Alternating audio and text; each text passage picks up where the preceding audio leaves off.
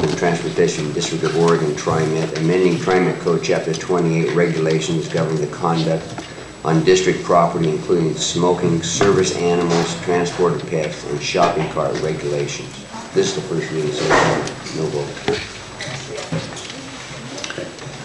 Mr. Board President, maybe if I could just elaborate a tad on this.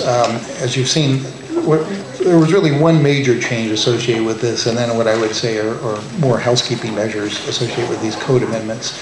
The major change is one that we've been really wrestling with for a long time, which is the definition of a service animal. And earlier this year, the U.S. Department of Justice issued new regulations on defining what a service animal is for the purposes of public transit. And it is now defined, I think, what we all probably thought, which is that it is for example, the best example is a CNI dog, a trained dog, not just for CNI, but generally, and excluding other sorts of animals from the definition of service animal.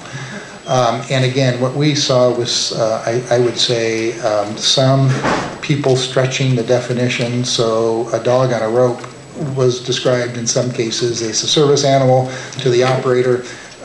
That's obviously was not the intent of the regulation. So this tightening by the Department of Justice is very welcome. I know this issue was discussed at the CAT committee, and I think they also, my report is that they were very welcoming of this change as well. And again, what we will do upon the implementation of these ordinances is, again, begin an education process with our operators and the public as well. So again, once again, we have, I think this will help with the civility in certain cases of the system.